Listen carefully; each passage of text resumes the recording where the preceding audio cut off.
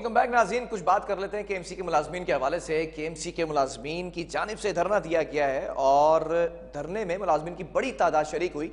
वजूहात ये हैं कि तनख्वाह की अदम अदायगी की बुनियाद पर यह धरना किया गया, लेकिन जो आला अहदेदारान ने उनसे मुलाकात भी हुई है।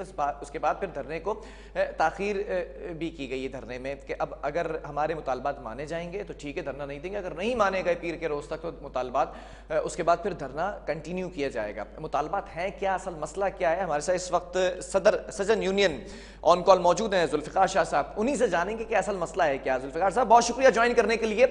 ये जो धरना दिया गया है मुलाजमीन की जानिब से, असल मसला क्या है? देखिए जी, असली मसला ये था कि जैसा कि आपके इल्म में है कि हर बजट में जो है वो तनख्वाहों में और पेंशन में इजाफा किया जाता है, लेकिन ये केएमसी का बल्कि लोकल गवर्नमेंट का एक रिवाज रहा है कि वो मुलाजमीन को ना बगैर एहतजाज के ना ही अदालती उनके बगैर जो है ये इजाफे भी अदा नहीं करते, जिसकी वजह से ये जो है हमेशा जुलाई और अगस्त की जो सैलरी का मामला होता है तो इसमें ये एहतजाज ही करना पड़ता है। इस दफा मामला यह है कि अभी भी हमारी कराची के कई बल्दियाती इदारे हैं जिनकी अभी तक तनख्वाह नहीं हुई है, और केएमसी का तो मामला ये था कि इसके 4 रोज से जो है कंप्यूटर सिस्टम को न जाने खराब कर दिया गया या वो खुद खराबी का शिकार हो गया, जिसकी वजह से ना मुलाजमीन को पुरानी तनख्वाहें ना नई तनख्वाहें। अच्छा, मामला यहाँ पर ये थे कि जैसा कि आपके इल्म में आशूरा गुजरा है और लोग नजर न्याज करते हैं, इसके बाद जो है अभी जश्न आज़ादी है, प्लाटीनियम जुबली जश्न आज़ादी है, बच्चे भी परेशान करते हैं कि झंडियाँ और झंडे वगैरह खरीदना है। इसके साथ साथ आज जो हमारी हिंदू बरादरी का रक्षाबंधन का त्यौहार भी था, तो ये तमाम मामला के बावजूद हुकूमत ने और जो है केएमसी की इंतजामिया ने कोई सीरियस एक्शन नहीं लिया। हमारे कंप्यूटर को आज 4-5 रोज से खराबी थे, उसको दुरुस्त नहीं किया गया। तो आज हमने जो अपने सिर्फ जो अहदेदार और हमारे जो कारकुनान थे उनके तवज्जुह से जो है हम लोगों ने एक केएमसी हेड ऑफिस के चक्कर लगाया। उसके बाद जो है हमने एडमिनिस्ट्रेटर केएमसी की मौजूदगी में जो है उनके दफ्तर के आगे धरना दिया, ताकि हमें जो है वो तनख्वाहों की अदायगी की जा सके और कंप्यूटर की दुरुस्ती की जा सके, क्योंकि कंप्यूटर की खराबी की वजह से, सिस्टम की वजह से पेंशन भी मुतासिर हो रही थी और तनख्वाहों की अदायगी भी मुतासिर हो रही थी, इसलिए ये धरना दिया गया। और हम चाह रहे थे कि एक इजाफी तनख्वाह या इजाफी तनख्वाह तो दरकिनार यहाँ पर जो है पुरानी तनख्वाहें देने के लिए भी जो है वो कंप्यूटर सिस्टम काम नहीं कर रहा था, जिसकी वजह से मुलाजमीन सख्त परेशान थे, जिसकी बिना पे हमने जो है ना आज ये धरना दिया।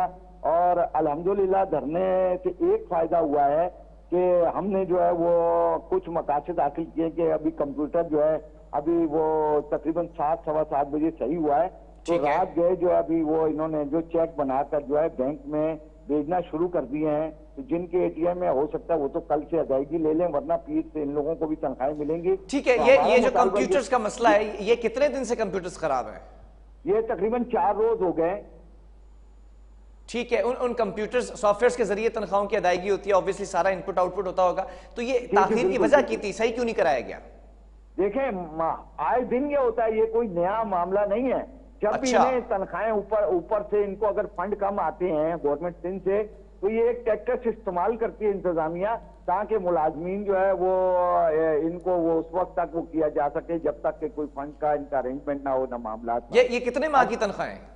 देखें, ये हमारी केएमसी की तो फिलहाल तो 1 माह की है, लेकिन जो हमारे जो वाजिबात हैं पेंशनर्स के, वो तकरीबन 2019-20 का भी इजाफा नहीं मिला है और उन्हें ठीक है, कितने पेंशनर्स ऐसे हैं? कुल लागत कितनी बनती होगी है जो अदा करनी है अभी केएमसी ने?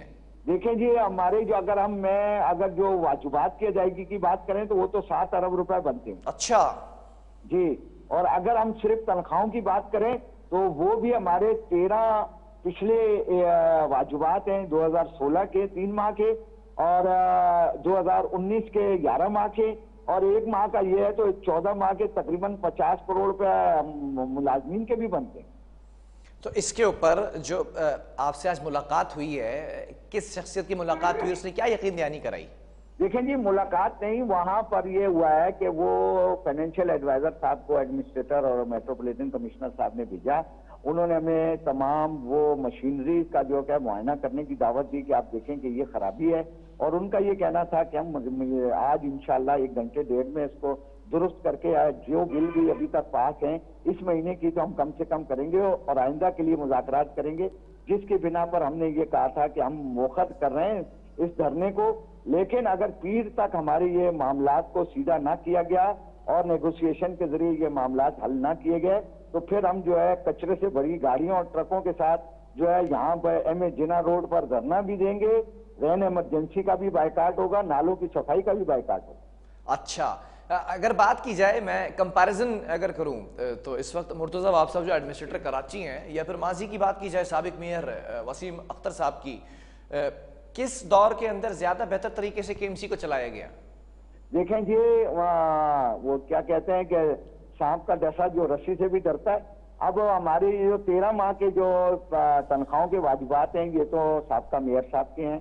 अच्छा, 2016 से लेकर और 2021 तक के जो वाजिबात हैं वो भी साबिक मेयर साहब के हैं, क्योंकि इन्हें तो 1 साल हुआ है आए हुए मुर्तज़ा वाब साहब को। लेकिन मैं आज आपको ये वजह बताऊं, मैं इसके बुनियादी जिम्मेदार समझता हूँ हुकूमत सिंध को। क्योंकि हम चलते हैं ओजेटी ग्रांट के तहत, स्पेशल ग्रांट के तहत जो हुकूमत सिंध जारी करती। ठीक है। अब हमें उम्मीद ये थी 1 साल कबल जब मुर्तज़ा वाब साहब आए, तो हमें ये उम्मीद थी कि अब चूंकि हुकूमत सिंध के नुमाइंदे यहाँ आ चुके हैं, तो हमारे जितने वाजिबात है वो हमें मिलेंगे। और अदालतों में भी केस थे, वहां भी इन्होंने ये लिख के दिया कि बेल आउट पैकेज आपको दे रहे हैं। लेकिन अभी तक जो है हमसे 3 तहरीरी मुआहदे ये मुर्तज़ा वाब साहब के टाइम पर भी हुए हैं, लेकिन अभी तक जो है हमें वो वाजिबात नहीं मिले। अच्छा, जुल्फ़िकार शाह साहब, आप सदर सजन यूनियन हैं और मैं चाहूंगा इस सवाल का जवाब भी दिया जाए। मुर्तज़ा वहाब साहब के आने से पहले वसीम अख्तर साहब हुआ करते थे, वो हमेशा इस बात का रोना रोते रहे, ये कहते रहे कि मेरे पास फंड्स नहीं है, इख्तियारात नहीं है। ठीक है, इख्तियारात को एक तरफ रख देते हैं, फंड्स की बात करते हैं। फंड्स नहीं है जिसकी वजह से अदम अदायगियां होती रहीं, जो कि आपने भी कहा कि उनके अदवार के अंदर अदायगियां नहीं हो सकी।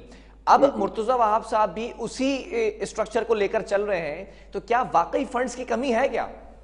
देखें जी, फंड्स की कमी है ना जी। देखें, सुप्रीम कोर्ट के अहकामात के तहत हमें बेटरमेंट टैक्स भी अब नहीं मिल रहा, वो एसपीसीए लेता है। इसी तरीके से हमारे प्रॉपर्टी टैक्स जो केएमसी का खत्म हुआ है वो सिर्फ अब डीएमसी को मिलता है।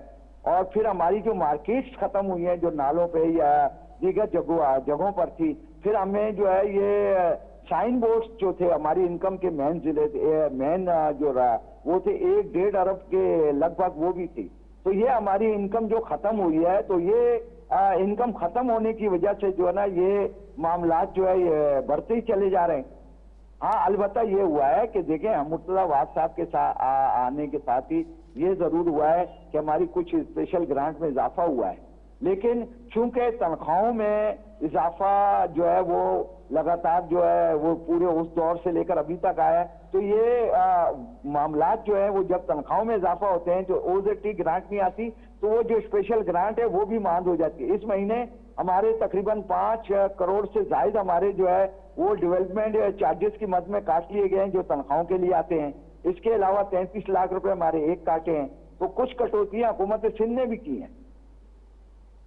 ठीक है, लेकिन अगर बात की जाए, जो आपने कहा कि पेंशनर्स की पेंशन्स रोकी हुई हैं, उनके वाजिबात अदा नहीं की जा रहे, इस हवाले से बात हुई थी आज क्या? जी हाँ, देखें, बातचीत चल रही है। उन्होंने हमें ये यकीन दहानी कराई है कि इस महीने के आखिर तक हमें तकरीबन 2.5 अरब रुपए का बेल आउट पैकेज, वो कह रहे हैं कि काबीना ने भी मंजूर कर लिया, काबीना की सब कमेटी ने भी, और वजीर आला भी उसके लिए इत्तफाक कर चुके हैं। तो अब वो फाइनेंस में पेंडिंग है। तो देखें कि वो इस महीने के आखिर का मैं तकरीबन, आप क्या समझते हैं जो ओजेटी फंड्स दिए जाते हैं उसको बढ़ना चाहिए? जी बिल्कुल, ओजेटी फंड देखें कि कानून के मुताबिक ये पीएफसी अवार्ड के तहत दिए जाते हैं। लेकिन इस सूबे की बदनसीबी यह है कि 30 जून 2010 को हमारा पीएफसी एक्सपायर हुआ है। तो गुज़श्ता 12 वर्षों से हमारे ओजेटी में 1 रुपए का भी इजाफा नहीं हुआ। अच्छा, कितना फीसद इजाफा होना चाहिए ओजेटी में? इजाफा हुआ है, फ्यूल के एक्सपेंसेस बढ़े। ठीक है, आप क्या समझते हैं कितना फीसद ओजेटी फंड्स में इजाफा होना चाहिए? देखें जी, अगर उस हिसाब से हम जाते हैं तो अगर 20% एक साल का हो तो हमें तो 200% बढ़ना चाहिए। अच्छा, चलें, ठीक है, बहुत शुक्रिया। जुल्फ़िकार शाह, सदर सजन यूनियन, हमारे साथ मौजूद थे। और मुलाजमीन एहतजाज करते नजर आ रहे हैं। जो पिछले माह की तनख्वाह है वो अदा नहीं की गई है, और साबिक मेयर के दौर के अंदर जो पेंशनर्स की पेंशन्स हैं या उनके जो वाजिबात हैं वो करोड़ों रुपए की लागत बनती है, वो भी अदा कर रहे हैं। इस पर भी एहतजाज किया जा रहा है, तहफ़्फ़ुज़ात का इज़हार किया जा रहा है। देखना यह है कि मुर्तज़ा वहाब साहब जो कि एडमिनिस्ट्रेटर कराची हैं, जो कि चीफ हैं केएमसी के, वो किस तरह से इन चीज़ों को टेकअप करते हैं, क्योंकि जो यूनियंस हैं और जो मुलाजमीन हैं, जो स्टाफ है, वो ये कहता नज़र आता है कि सिंध हुकूमत के नुमाइंदे इस वक्त यहाँ पर बैठे हुए हैं, तो हम खुश हुआ करते थे कि अब हमारे तमाम मसाइल हल हो जाएंगे, लेकिन 1 साल का अरसा गुजर जाने के बावजूद मसाइल हल ना हुए तो क्या हुआ। बहरहाल वक्फा लेंगे, एक और स्टोरी वो भी आप तक पहुँचाते हैं।